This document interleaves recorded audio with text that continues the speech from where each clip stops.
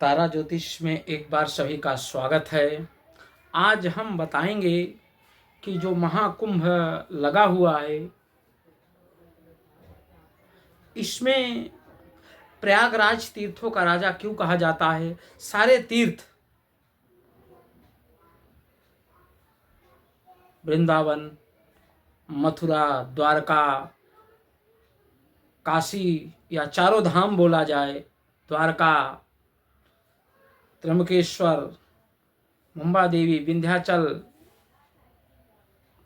जितने शक्तिपीठ हैं, 51 शक्तिपीठ, तो प्रयागराज को ही सबसे तीर्थों का राजा क्यों कहा जाता है, इसके पीछे क्या रहस्य है और सनातन का क्या रहस्य है, सनातन का अर्थ क्या होता है, और जो नागा साधु आते हैं वो वापिस कहाँ गायब हो जाते हैं।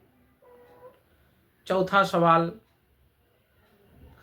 प्रयागराज में क्या क्या चीजें हैं, जैसे लेटे हुए हनुमान जी, अछीवट महाराज, वेणी माधव मंदिर, अलोपिन माई शक्तिपीठ भी है, अंधेर नगरी चौपट राजा का भी किला है। तो आज हम बताएंगे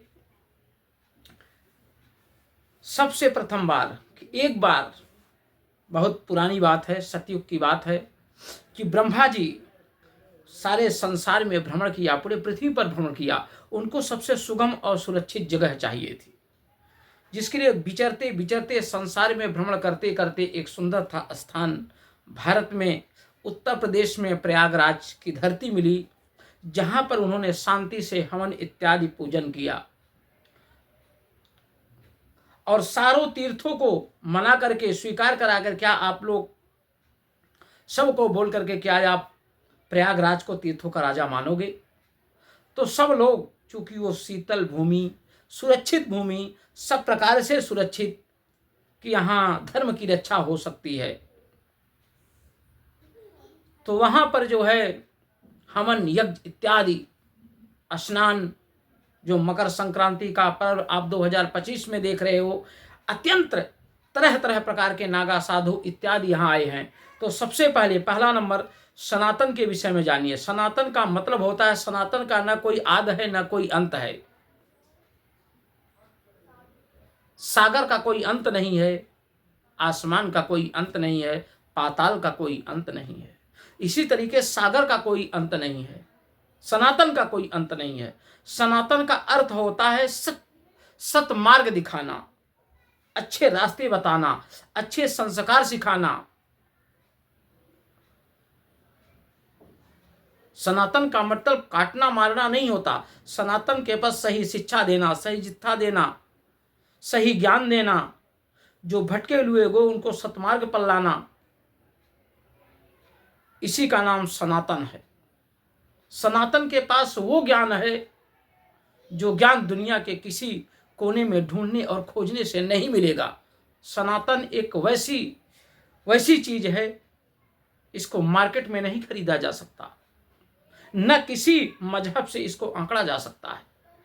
सनातन वह चीज है जो सत्य की ओर लेके जाता है, जो सर तन को निर्मम, शांत, सुखी, स्वच्छ, सुंदर, अलौकिक बनाता है, ज्ञान से अज्ञान से ज्ञान की ओर लेके जाता है, अंधकार से प्रकाश की ओर लेके जाता है, जीवन में एक ऊर्जा प्रदान करता है, उसी का नाम सनातन है। मनुष्य को मन को काबू करने की ऊर्जा प्रदान करता है सनातन।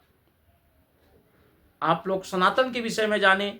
जो नागा साधु आए हैं, जो यह संगम 2025, 6 साल में अर्धकुंभ लगता है, 12 साल में कुंभ लगता है, लेकिन 12 साल बाद जो 144 आया है, 144 साल जो इस बार 2025 में महाकुंभ की स्थापना हुई है, देश विदेश नागा अघोरी साधु सन्यासी 60 से 70 करोड़ लोग आएंगे। जो स्नान का पर्व होता है, इसमें 13 अखाड़े हैं, 13 अखाड़े में एक नागा साधु, अघोरी साधु, किन्नर साधु, महामंडलेश्वर, बड़े बड़े धर्मग्रंथी, कथावाचक, तो नागाओं का स्नान इनका पहला स्नान अस्त्र शस्त्र का होता है।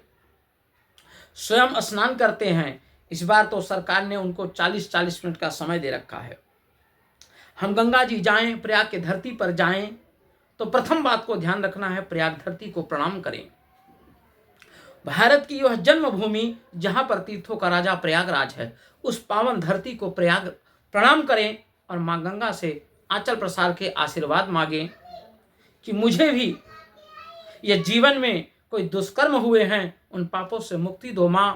चूंकि माता के पेट पे रह करके सारे भक्त जो है वहां स्नान करते हैं। दोनों तरफ से गंगा बहती है, बीच में जो है संगम और समागम लगा हुआ है। जो अद्भुत नजारा अलौकिक इस समय वर्तमान में लाइव आप लोग देख रहे हैं। देश दुनिया में विश्व का सबसे बड़ा मेला जहां 60 से 70 करोड़ लोग आवेंगे। बताइए, आज मकर संक्रांति का दिन था, 4 करोड़ लोग डुबकी लगाए हैं।